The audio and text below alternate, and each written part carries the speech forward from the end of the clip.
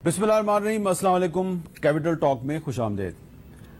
आपको पता है कि पिछले साल पाकिस्तान और भारत ने लाइन ऑफ कंट्रोल पर एक सीज फायर किया था और सीज फायर की वजह यह थी कि दोनों अतराफ की जो सिविलियन पॉपुलेशन है उसको तबाही से और बर्बादी से बचाया जाए। सवाल यह पैदा होता है कि इस वक्त पाकिस्तान के चारों सूबों आजाद कश्मीर और गिलगित बल्तिस्तान में बारिशों की वजह से जो सैलाब आया है उसने वसी पैमाने पर तबाही मचाई है और ऐसी तबाही मचाई है कि लाशें जो हैं वो उठाना मुश्किल हो गया है। पानी में लोग मरते हैं, पानी में ही उनके जनाजे उठाए जा रहे हैं और उनको दफन करने के लिए खुश्क जमीन दस्तयाब नहीं है। इतनी बुरी सूरत हाल है। क्या इस सूरत हाल में ये पॉसिबल है कि पाकिस्तान के जो बड़े बड़े सियासी लीडर हैं वो कुछ अरसे के लिए एक दूसरे के साथ सीज फायर कर दें?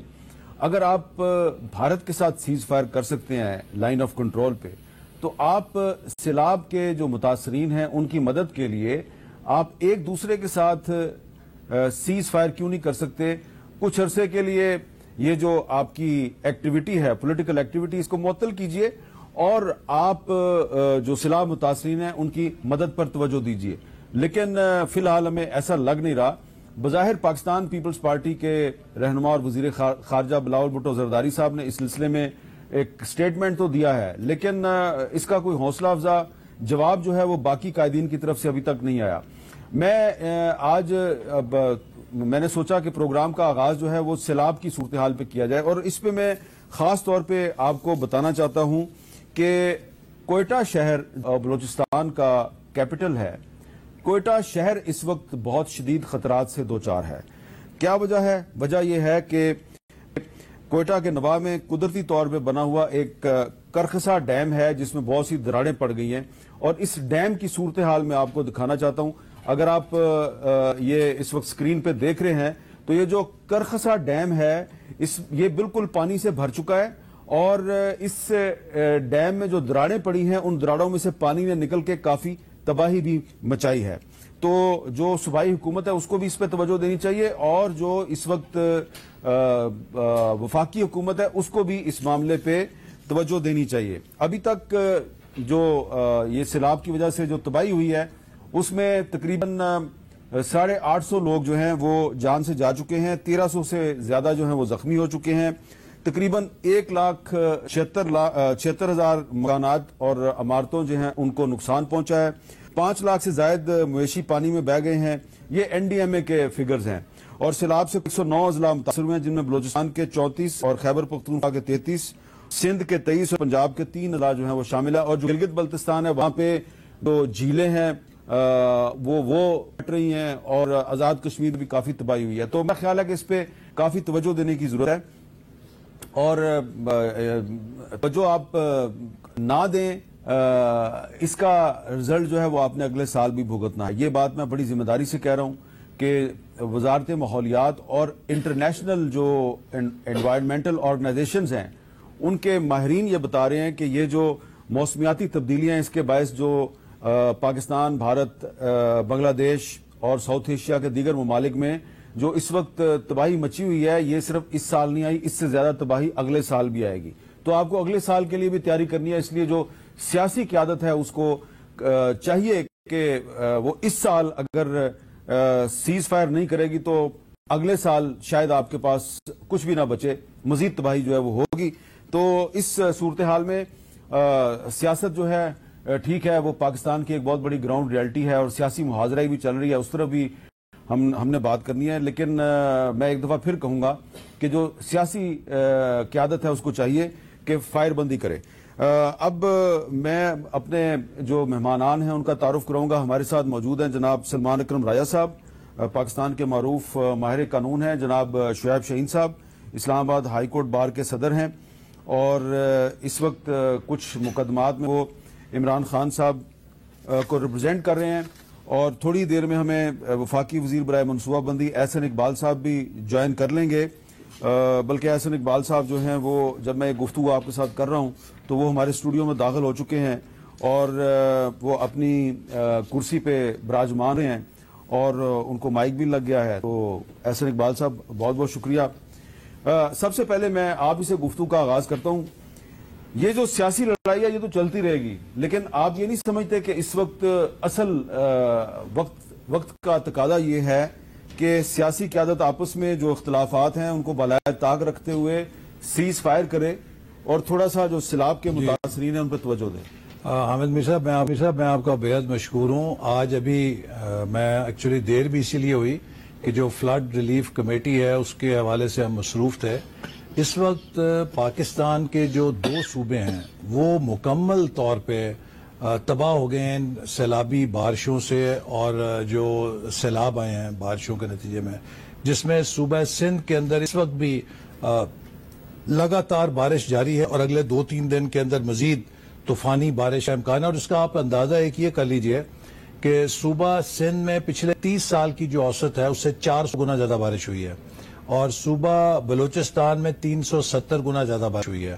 اور یہ جو علاقے ہیں جہاں پہ بارش ہوئی ہے یہاں پہ اوسطاً بہت کم بارش ہوتی ہے، لہٰذا یہاں کے مکان، یہاں کا جو انفراسٹرکچر ہے وہ بالکل بارشوں کے لیے تیار نہیں تھا، نہ اس کے مقابلے کا ہے. اور اس لیے جہاں سے یہ سیلاب اور بارش گزر رہی ہے، کچے مکان ہیں وہ سب اس نے کر دیے. بہت بڑی تباہی ہے. اس وقت پاکستان کا نمبر 1 ایشو یہ ہونا چاہیے کہ ہم اپنے سیلاب میں اور بارشوں سے جو متاثر بہن اور بھائی ہیں ان کو کس طریقے سے مدد کر سکتے ہیں، اور جو صوبائی حکومتیں ہیں ان کی پہلی ترجیح یہ ہونی چاہیے کہ وہ کس طرح سب کو اکٹھا کر سکتی ہیں اور ان کی مدد کریں، بجائے یہ کہ ہم ایک دوسرے کے ساتھ. اچھا، کوئٹہ شہر جو ہے اس کو جو خطرہ درپیش ہے کارخسا ڈیم کی وجہ سے، وہ آپ کو اس کا پتہ ہے؟ جی کوئٹہ شہر اور پورا بلوچستان اس وقت، اور اسی طرح صوبہ سندھ، اس کا اندرون سندھ جو ہے وہ اس وقت بالکل تباہی کی تصویر. لیکن احسن اقبال صاحب، ایک طرف تو ہم یہ بات کر رہے ہیں کہ فائر بندی کر دیں، دوسری طرف آج بھی اسلام آباد میں تھانہ آپرا میں عمران خان اور ان کی پارٹی کے کچھ اور جو رہنما ہیں ان کے خلاف دفعہ 144 کی خلاف ورزی کے الزام میں مقدمہ درج ہوا کہ آپ نے 20 اگست کو ایک ریلی نکالی تھی شہباز گل کے حق میں، 5 دن بعد آج مقدمہ درج ہو گیا. تو میسج کیا جائے گا؟ دیکھیے، میسج تو آئے گا جب آپ کی طرف ریاست کی طرف اشتعال انگیزی ہوگی، اداروں کو نشانہ بنایا جائے گا اور بے بنیاد الزامات لگا کے آپ لوگوں کو سیاسی محاذرائی کی طرف دھکیلیں گے. میں عمران خان صاحب سے بھی اپیل کرنا چاہتا ہوں کہ وہ اس موقع کے اوپر اپنی سیاست کو کچھ دنوں کے لیے، جیسے جب چین کے صدر کا دورہ تھا تو ہم نے ان کی بڑی منت کی تھی کہ 4-5 دن کے لیے اپنے دھرنے کو چھوڑیں اور چین کے صدر کے دورے کو ہونے دیں. تو میں اس وقت بھی انہیں یہ اپیل کروں گا کہ وہ اس سیاسی کشمکش اور جدوجہد کو فی الوقت ختم کریں اور حکومت پنجاب کو کہیں کہ ڈیرہ غازی خان کے اندر جو تباہی ہوئی ہے اس کی طرف توجہ دے، توسا کی طرف جو تباہی ہے، اور پھر پنجاب کے پورے صوبے کو موبلائز کرے کہ جو صاحب ثروت لوگ ہیں وہ بلوچستان کے عوام کی خدمت کے لیے، سندھ کے اندر جو لوگ اس وقت بے گھر ہیں ان کی خدمت کے لیے اپنے عطیات دیں. چیمبرز آف کامرس جو ہیں وہ موبلائز ہوں. اس وقت ہم سب کو مل کر ان لوگوں کے زخموں پہ مرہم رکھنے کی ضرورت ہے جو شیلٹر لیس ہو گئے ہیں، جن کے مکان ختم ہو گئے، چھوٹے بچے ہیں وہ دودھ اور خوراک کے لیے ترس رہے ہیں.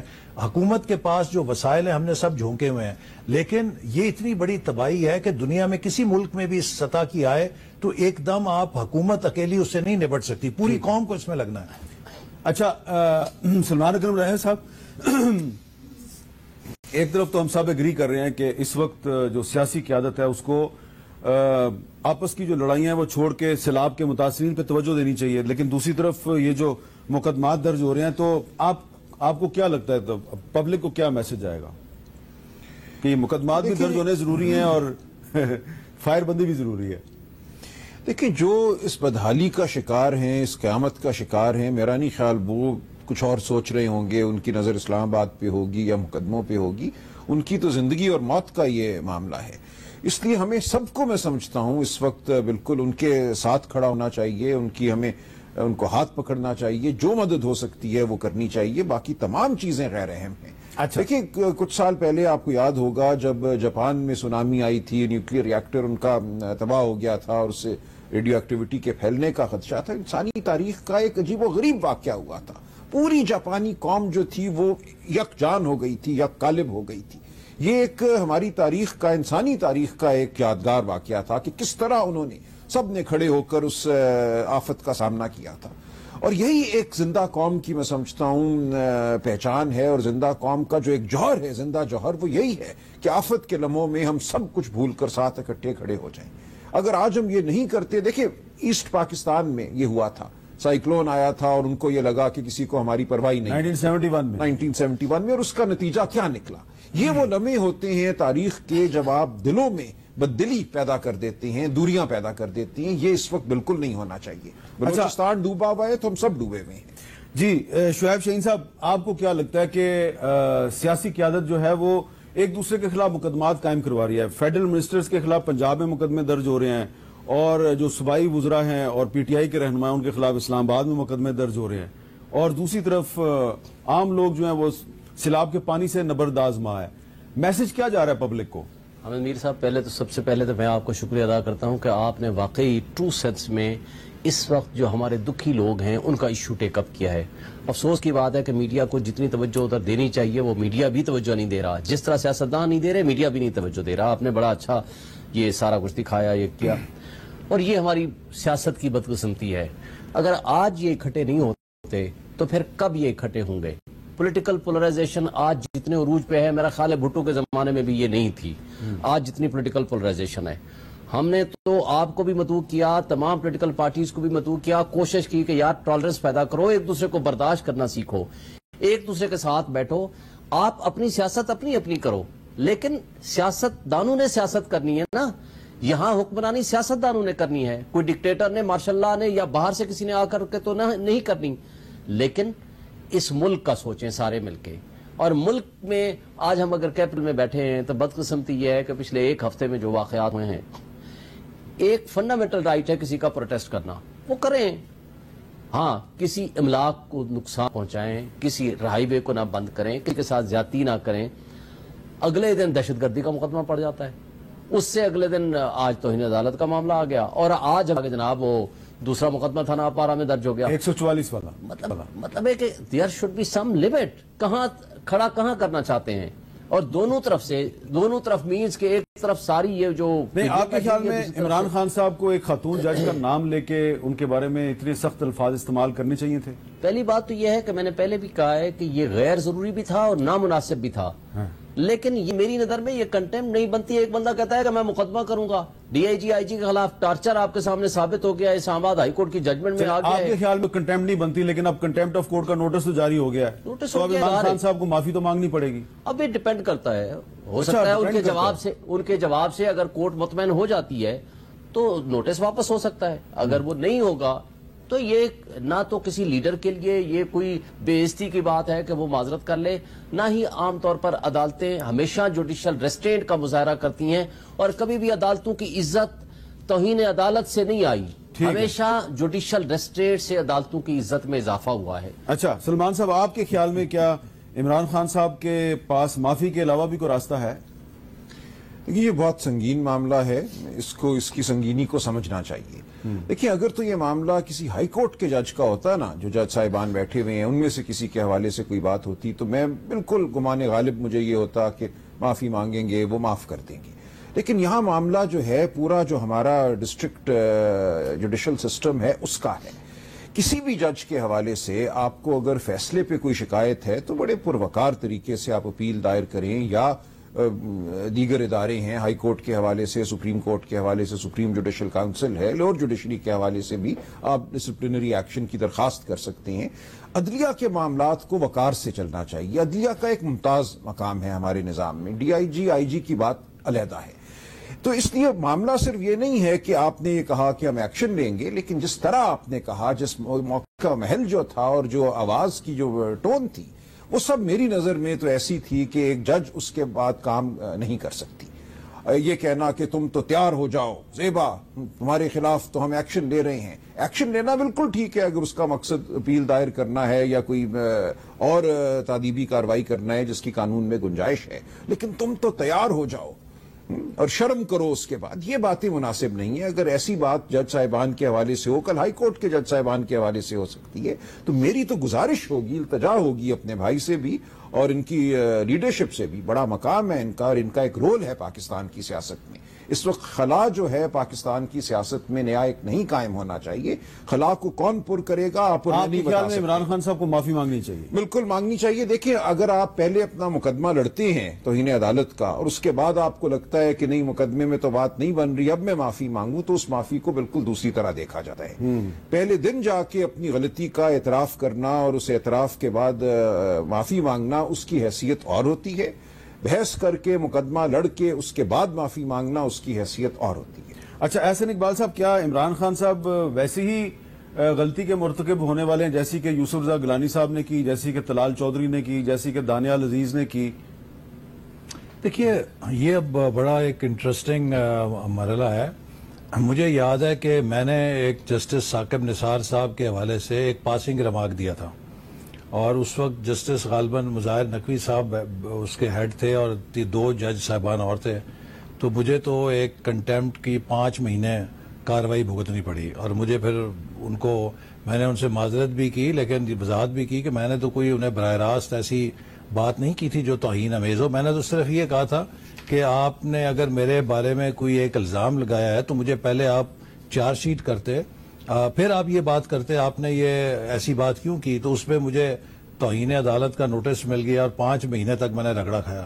یہ تو جیسے ابھی انہوں نے بتایا کہ بہت ہی سنگین بات ہے. اس کا مقصد یہ تھا، مطلب یہ تھا کہ اگر آپ وہ سن رہے ہوں کہ جج کو وہ یہ کہہ رہے ہیں کہ ہم نے چھوڑنا نہیں تمہیں، اب آپ مجھے بتائیں کہ اس طریقے کی دھمکیاں اگر آپ ججز حضرات کو دیں گے، اور میں اپنے یعنی کہ محترم صدر صاحب جو ہیں باہر کے، ان سے بھی کہوں گا کہ یہ تو وکیل ہیں، رول آف لا کے بڑے علامت ہیں، اپنی سیاسی وابستگی ایک طرف، انہیں اس چیز کی تو غیر مشروط مذمت کرنی چاہیے، اس کی کوئی توجیہ نہیں دینی چاہیے. دیکھیے یہ ایک ایسا عمل ہے کہ جس کی آپ کوئی توجیہ نہیں کر سکتے.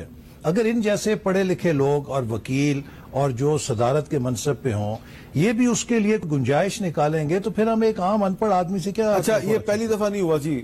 نومبر 1997 میں سٹنگ پرائم منسٹر تھے نواز شریف صاحب، ان پر بھی اس طرح کا ایک الزام لگا تھا اور ان کو عدالت نے نوٹس دیا توہین عدالت کا. وہ عدالت میں پیش ہوئے اور وہ ایک بہت بڑا پھڈا بن گیا تھا. پھر 16 جنوری 2012 کو یوسف رضا گیلانی صاحب کو بھی توہین عدالت کا نوٹس دیا اور اس کیس میں الٹیمیٹلی پھر ان کو سزا ہوئی اور وہ نااہل ہو گئے.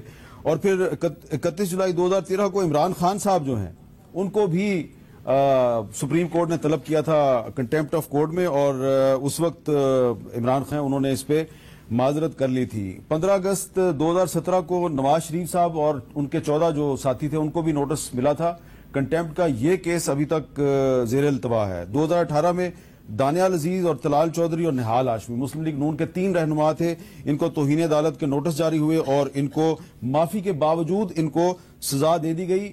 اور پھر 23 اگست 2022 کو عمران خان صاحب کو بھی نوٹس جاری ہوا ہے. عمران خان صاحب نے 2013 میں کیا ریمارکس دیے تھے جس پہ ان کو نوٹس ہوا تھا اور انہوں نے معافی بھی مانگی تھی؟ سنیں ذرا. ہم سمجھتے ہیں کہ جو الیکشن کمیشن اور پاکستان کی عدلیہ کا رول تھا پچھلے الیکشن میں، یہ پاکستان کی تاریخ میں سب سے شرمناک رول تھا. انہوں نے پاکستان کی تاریخ کا وہ الیکشن کروایا جس پہ پاکستان میں کبھی اتنی دھاندلی نہیں ہوئی جتنی پچھلے الیکشن میں ہوئی. اچھا نام کسی کا نہیں لیا، ایک جنرل ریمارکس دیے شعیب شہین صاحب. جنرل ریمارکس پہ کنٹیمپٹ کا نوٹس ہوا اور خان صاحب کو معافی مانگنی پڑی سپریم کورٹ میں. تو ابھی تو انہوں نے نام لیا جج. ٹھیک بات کہہ رہے ہیں. میں نے تو پہلے کہہ دیا تو یہ نامناسب تھا اور غیر ضروری بھی تھا. لیکن میں یہ کہتا ہوں کہ آج سے 1 مہینے پہلے کے ذرا سٹیٹمنٹس اٹھاؤ. اگر وہ پٹیشنیں بھی جو کہ ہمیں پتہ چلا ہے کہ وہ ہو رہی ہیں یا پتہ نہیں کسی نے کی ہیں، اگر وہ بھی آ جاتی ہیں تو 1 مہینہ پہلے سپریم کورٹ کے ججز کا، چیف جسٹس صاحب کا نام لے لے کے آپ ہی کے پروگرام میں بیٹھ کے بھی ہوئے، کئی جگہوں پہ بھی ہوئے. میں نے بلکہ اس پہ پریس کانفرنس کی تھی کہ ججمنٹ کے اوپر ڈسکس کرو، کسی بھی جج کا نام مت لیں. اور یہ مناسب نہیں ہے. میں آج بھی کہہ رہا ہوں یہ مناسب نہیں تھا. لیکن بات یہ ہے کہ جب آپ ویٹ کریں گے نا کہ کس کے الفاظ کیسے ہیں، ایک قانونی ایکشن لینے کی بات ہے، ایک یہ ہے کہ آپ جج کو ملائن کرتے ہیں، اسکینڈلائز کرتے ہیں یا اس کو کسی اور انداز میں آپ مخاطب ہوتے ہیں. That is wrong. میں نے پہلے کہا معذرت کر لینا، کسی بڑے لیڈر کی اس میں کوئی شان میں گستاخی نہیں ہوتی. عدلیہ کو بھی اپنا جوڈیشل ریسٹرینٹ کا اظہار کرنا چاہیے تاکہ عدلیہ کے وقار میں اضافہ ہو. کبھی عدلیہ کی عزت توہین عدالت قائم کرنے سے یا کسی کو سزا دینے سے کبھی نہیں آتی. اچھا اب اس پہ دیکھیں، اس پہ اب ایک سوال نہیں پیدا ہوگا کہ بھئی اگر یوسف رضا گیلانی کو توہین عدالت پہ سزا ہو سکتی ہے، دانیال عزیز کو ہو سکتی ہے، طلال چودھری کو ہو سکتی ہے، تو عمران خان کو کیوں نہیں ہو سکتی؟ جی اس میں فرق ہے. سب سے پہلے آپ کو یوسف رضا گیلانی صاحب کو 2 سال میٹر چلا، ان کو کہا گیا یہ خط لکھیں، ہی ریفیوزڈ، اس نے رائٹنگ میں کہا میں نہیں لکھوں گا، اور اس کے بعد یہ ہوا کہ اس کے اوپر پھر مقدمہ چلا، ایویڈنس آئی، کراس ایگزامینیشن ہوئی، ڈیفنس ایویڈنس آئی، اور اس کے اوپر ان کو سزا ہوئی، اور ٹل رائزنگ آف دی کورٹ. اور اسی طرح جو باقی 3 دوست ہیں پی ایم ایل این کے، آپ ان کے اگر الفاظ اٹھا لیں جو میں کم سے کم نہیں، انہوں نے کسی جج کا نام نہیں لیا. نہیں، لیکن جو کہا تھا کہ اگر نہال ہاشمی صاحب کا مجھے زبانی یاد ہے، انہوں نے جو کہا تھا کہ تمہارا جو انجام کریں گے، تمہارے جو بچوں کا انجام کریں گے، وہ میں وہ الفاظ نہیں دہرا سکتا، تو وہ الفاظ تھے جو کبھی ٹالریٹ نہیں ہو سکتے تھے. جسٹس آصف سعید کھوسا صاحب نے اس کا ٹرائل کیا تھا، بلکہ اس کے بعد نہال ہاشمی صاحب جب جیل سے رہا ہوئے تھے، آپ کو اگر یاد ہے، تو انہوں نے باقاعدہ جو الفاظ بعد میں استعمال کیے اس کے اوپر ثاقب نثار صاحب نے نوٹس دیا، اس کو پھر معاف کر دیا، حالانکہ وہ زیادہ سخت تھے. اس کے معافی پھر مل گئی تھی. سارے ہم لوگ بھی گئے تھے، سپریم کورٹ کے سابق جو صدور تھے وہ بھی گئے، انہوں نے کہا جی ہمارا وکیل بھی ہے، بھائی بھی ہے، ڈیسپریٹ تھا، مہینہ جیل رہ کر آیا، اب اس کو معاف کرتے. اس کے الفاظ وہ زیادہ سخت تھے، تو اس لیے پھر اس کو دوسرے کیس میں معافی ملی تھی. یہاں پہ ایک مجھے بریک لینی ہے، بریک کے بعد دوبارہ ملتے ہیں.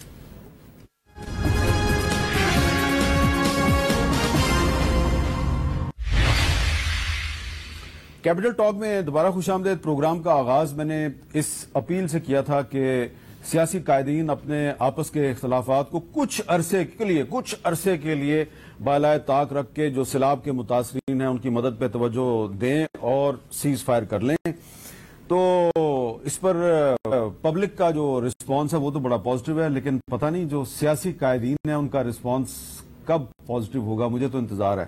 لیکن ناصر اقبال صاحب، ابھی میں آپ سے سوال تو ایک بہت ہی سیاسی نوعیت کا کرنے والا ہوں. ہمارے سابقہ وزیر اطلاعات ہیں جناب فواد حسین چودھری صاحب، وہ آج فرماتے ہیں کہ اپنی صوبائی حکومتوں پر واضح کر دوں، لوگوں نے ووٹ صرف وزیر بننے کے لیے نہیں دیے. عمران خان کی گرفتاری کی کوشش ہو، 25 مئی کے واقعات ہوں، یا شہباز گل اور سیاسی کارکنان کی گرفتاری اور ٹارچر، آپ نے ورکروں کو مایوس کیا ہے. اسلام آباد کی 25 کلومیٹر پر حکومت کرنے والے بدماش بنے بیٹھے ہیں. تو فواد چودھری صاحب دراصل کہہ رہے ہیں کہ جو پنجاب اور خیبر پختونخوا کی جو حکومت ہے، وہ اسلام آباد میں جو حکومت ہے، ایک تو چارج شیٹ ہے یہ ان کی اپنے وزرائے اعلیٰ اور کابینہ کے خلاف کہ چودھری پرویز الہی صاحب اور محمود خان صاحب اور ان کے وزراء جو ہیں وہ پی ٹی آئی کے ساتھ وفا نہیں کر رہے. ایک تو یہ چارج شیٹ ہے. دوسری جو خطرناک بات ہے کہ یہ صوبائی حکومتوں کو بھار رہے ہیں کہ وفاقی حکومت کے خلاف کسی قسم کی لشکر کشی کرو یا وفاقی حکومت کے خلاف کوئی مہم جوئی کرو. یہ کیا ملک کے اندر کیا کرنا چاہتے ہیں؟ کہ آپ ملک کے اندر ایک انارکی پیدا کرنا چاہتے ہیں؟ ملک کے اندر آپ کوئی انتشار کی آگ لگانا چاہتے ہیں؟ اس وقت دیکھیے بدقسمتی یہ ہے کہ عمران خان صاحب جو اب پاکستان کے سابق وزیر اعظم بھی کہلواتے ہیں، اس 4 سال تک ایک نیوکلیر پاور کے وزیر اعظم رہے، آدمی توقع رکھتا ہے کہ ان کے اندر کوئی تدبر آیا ہوگا، ان کے اندر کوئی فراست آئی ہوگی. لیکن جس طرح کی وہ بیانات کر رہے ہیں، جس طرح کی وہ آگ لگا رہے ہیں، اور فواد چودھری صاحب بھی اسی لائن کو آگے ٹو کر رہے ہیں، یہ بہت خطرناک کھیل ہے. It is like playing with the fire. Pakistan اب جبکہ اکنامکلی تھوڑا سا بحالی کی طرف جا رہا ہے، اتنی بڑی افتاد لگی ہے، آپ کو یہ سیاست سوجی ہوئی ہے کہ آپ اپنے صوبائی حکومتوں کو کہہ رہے ہیں کہ جی لشکر کشی کرو، وفاقی حکومت کو جا کے لشکر کشی کر کے ختم کر دو. یہ بہت ہی قابل مذمت ہے یہ بیان. جی سلمان صاحب، آپ کا اس بیان پہ آپ کا کیا خیال ہے؟ یہ بیان اس وقت حالات کی نزاکت اور حالات کے تقاضوں کو پورا کرتا ہے یا نہیں کرتا؟ لیکن یہ ایک سیاسی نوعیت کا بیان ہے اور ظاہر ہے مبہم ہے. اگر کوئی سوال کرے گا تو وہ یہی کہیں گے کہ ہم تو یہ چاہ رہے ہیں کہ سیاسی اجتماع ہو، ہم لشکر کشی کی بات تو نہیں کر رہے کہ لوگ اپنی آواز بلند کریں جو ایک آئینی حق ہے. تو ہم تو یہ بات کر رہے ہیں. لیکن ٹھیک کہہ رہے ہیں احسن اقبال صاحب، اس میں ایک طرح کا ایک آپ کہہ لیجئے ایک تھریٹ ہے اس کے اندر، ایک خوف دلانے والی بات ہے. اور ہمارا جو نظام ہے، وفاقی نظام، وہ صوبے اور وفاق کے تعاون پر مبنی ہے. اس کو ہم کہتے ہیں کوآپریٹو فیڈرلزم.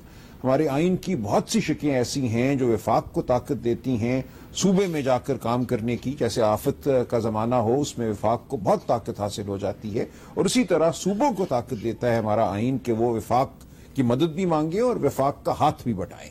تو یہ کوآپریٹو فیڈرلزم کا ماحول اگر آج قائم نہیں ہوگا اس افتاد کے زمانے میں تو کب قائم ہوگا؟ جس سے موضوع سے آپ نے بات شروع کی وہی میں سمجھتا ہوں اس وقت اہم ترین موضوع ہے, اور اس تناظر میں دیکھا جائے تو یہ بات اس وقت بے محل ہے. اچھا شعیب شاہین صاحب, کیا فواد چودھری صاحب کا جو بیان ہے یہ پنجاب اور خیبر پختونخوا کی حکومتوں پہ عدم اعتماد نہیں ہے؟ اور کیا اس کا مطلب یہ نہیں کہ فواد چودھری صاحب کہہ رہے ہیں کہ جی عمران خان گرفتار ہونے والا ہے, تم اسلام آباد کی طرف سیاسی جلوس لے کے بڑھو اور اسلام آباد پر قبضہ کرو؟ لیکن وہی والی بات ہے نا, سیاسی بیان ہے, سیاست کو سیاسی انداز سے سیاسی طریقے سے دونوں پارٹیاں اسی انداز میں چلا رہی ہیں. خواہ وہ فواد چودھری صاحب کی سٹیٹمنٹ اٹھائیں یا 2 دن پہلے یا کل تک رانا ثناء اللہ صاحب کی سٹیٹمنٹ اٹھائیں, انہوں نے گرفتار کرنے کی پرسوں کوشش نہیں کی, پوری رات ایسا ماحول کریٹ کیے رکھا, بنی گالہ کی لائٹیں آف ہو گئیں, یہ 3 بجے جی آج ہم نے ان کو ہر حال میں گرفتار کر لینا ہے, پورے پاکستان سے لوگ چل پڑے, کوئی کہاں ہے کوئی کہاں ہے, حالات واقعات خراب ہونے کی پوری کوشش ہوئی. جب انہوں نے دیکھا کہ اس سے ماحول خراب ہوگا وہ پھر کول ڈاؤن ہو گئے اور کل بیل ہوگی. تو یہ طرز عمل تو دونوں سائڈوں سے ہے ان کا, تو پھر بھی ایک ود ان لمٹس اپنی پارٹی لوگوں کو کہہ رہے ہیں نا. یہاں تو رانا صاحب جس انداز میں گفتگو کرتے ہیں, جس طرح وہ انٹیریئر منسٹر کے طور پر روز یہ کہتے ہیں کہ اب میں سوچ رہا ہوں کہ 25 مئی کے بعد سے زیادہ برا حشر کروں گا, یہ کیا میسج دیتے ہیں؟ اس سے آپ کی حکومت کی ریٹ تھوڑی قائم ہوتی ہے, اس سے تو پولیٹیکل انسٹیبلٹی بڑھتی ہے. آج ایک اور بھی ڈیولپمنٹ ہے حسن اقبال صاحب, آج شوکت ترین صاحب نے کچھ اور بات کیا, ذرا سنیں شوکت ترین صاحب نے کیا کہا. شوکت ترین صاحب جو ہیں انہوں نے فریش مینڈیٹ اور ڈائلاگ کی بات کی ہے کہ فریش مینڈیٹ کے لیے ڈائلاگ ہونا چاہیے, تو کیا ڈائلاگ کے لیے تیار ہیں آپ؟ دیکھیے, ہم نے تو ہمیشہ سے کہا, اور شہباز شریف صاحب نے تو پیشکش کی تھی کہ آئیے ہم ایک نیشنل ڈائلاگ کریں اور خاص طور پہ چارٹر آف اکانومی کے اوپر بیٹھ کے بات کریں. پاکستان کو اب اس وقت ایک سنجیدہ کوشش کی ضرورت ہے, جب 75ویں سالگرہ منا رہے ہیں. ہم یہ کھیل افورڈ نہیں کر سکتے جو 75 سال سے چل رہا ہے. اگر ہم نے اس ملک کو واقعی ایک پائیدار ترقی کے راستے پہ ڈالنا ہے تو اس کے لیے ہمیں کسی نہ کسی سطح پر ایک انڈرسٹینڈنگ کی ضرورت ہے. اپنے رولز آف دا گیم, جیسے ایک زمانے میں پیپلز پارٹی اور PMLN اور دیگر جماعتوں نے مل کر چارٹر آف ڈیموکریسی بنایا تھا, اسی طرح ہمیں ایک آپس میں رولز آف دا گیم پر اگر اتفاق نہیں کیا ہم نے تو مستقبل میں کوئی بھی اس میں کامیاب نہیں ہو سکے گا. سب کے لیے خطرات ہیں. لیکن جہاں تک مینڈیٹ کی بات ہے وہ الیکشن ہی ہے, آئین کے مطابق ایک راستہ ہے. اور میں شاید آپ کے پروگرام میں پہلے کہہ چکا ہوں کہ اب چونکہ سینسس کا عمل شروع ہو چکا ہے, مردم شماری شروع ہے اور چند ماہ میں وہ مکمل ہو جائے گی, فروری کے اندر اس کے حتمی نتائج آ جائیں گے. پھر یقیناً ہر صوبے کی اس کا مطالبہ ہوگا کہ جو نئی مردم شماری ہے اس کی روشنی میں انتخاب ہونا چاہیے, جو کہ آئینی بھی تقاضا ہے. تو اس لیے اب PTI کے لیے ضروری ہے کہ وہ اگلے انتخابات جو کہ اب آئندہ سال منعقد ہونے والے ہیں اس کا انتظار کریں. آئندہ سال یہ 2023 میں 2023 اگست میں, اس سال نہیں ہوں گے, اس سال نہیں, مشکل ہے. چونکہ دیکھیے ابھی ہم مردم شماری کر رہے ہیں, فروری میں یہ مردم شماری مکمل ہوگی, اس کے بعد پھر الیکشن کمیشن 4 ماہ کے اندر حلقہ بندی کرے گا اور یہ عمل تقریباً جولائی میں جا کے مکمل ہوگا, اور اگست میں اسمبلیوں کی مدت ختم ہو رہی ہے اور پھر 60 دن کے اندر انتخابات متوقع ہیں. تو اکتوبر 2023 ہی انتخابات کا آئینی مدت ہے. اکتوبر 2023 پر تحریک انصاف تو کہتی ہے اکتوبر 2022 میں کرائیں بھائی.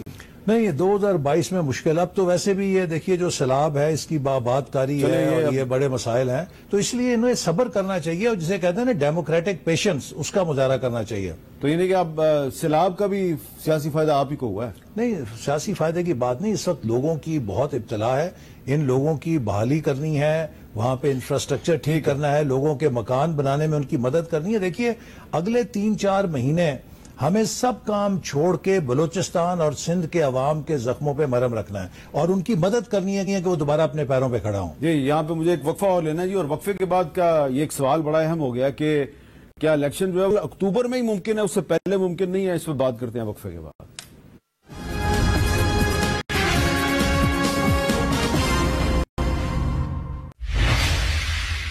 کیپٹل ٹاک میں خوش آمدید. سلمان صاحب, یہ اب صرف سیاسی نہیں, ایک لیگل کانسٹیٹیوشنل میٹر ہے.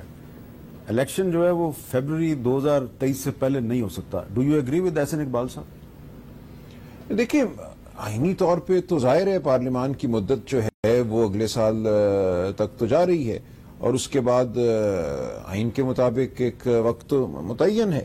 تو وہ تو ٹھیک فرما رہے ہیں احسن اقبال صاحب کہ وہ بات تو اکتوبر تک چلی جاتی ہے, ستمبر اکتوبر تک. یہاں تو بات سیاسی تھی کہ سیاسی ایک سیٹلمنٹ کے ذریعے یا ایک کمپرومائز کے ذریعے اسمبلی پہلے توڑی جائے اور الیکشن کرا دیا جائے. اب جو دو باتیں جن کا ذکر احسن اقبال صاحب نے کیا, ایک سیلاب والا معاملہ اور دوسرا جو یہ سینسس والا معاملہ ہے, دونوں میں سمجھتا ہوں قابل غور باتیں ہیں, معقول باتیں ہیں. تو اس لیے آئینی پوزیشن تو یہی ہے کہ الیکشن ستمبر اکتوبر 2023 میں ہونا ہے. اس سے پہلے اگر ہوتا ہے تو وہ کسی سیاسی مفاہمت کے نتیجے میں ہوگا. جی آپ اس پہ کیا کہیں گے شعیب صاحب؟ دیکھیں اسمبلی اگر ڈیزالو کریں تو ظاہر ہے پرائم منسٹر ڈیزالو کر سکتا ہے, تو اس سے پہلے بھی الیکشن ہو سکتے ہیں, اس میں کوئی پابندی نہیں ہے. ہاں اگر سینسس مکمل ہو جائے اور اس کے بعد ڈیلیمیٹیشن کا پروسیس ہو وہ تو بات الگ ہے. ابھی تو سینسس پروسیس شروع ہے, اس کے لیے یہ ضروری نہیں ہے. اچھا احسن اقبال صاحب, آج شہباز شریف صاحب نے فیول ایڈجسٹمنٹ چارجز کے حوالے سے ایک ریلیف دیا ہے تقریباً 1,71,00,000 افراد کے لیے. کیا پاکستان میں صرف 1,71,00,000 افراد کو ایک چھوٹا سا ریلیف دینا کافی ہے؟ آپ کے خیال میں عوام کو مزید ریلیف کی ضرورت نہیں ہے؟ جی بالکل عوام کو مزید ریلیف کی ضرورت ہے, لیکن حامد صاحب ہم ایک غیر معمولی صورتحال سے گزر رہے ہیں.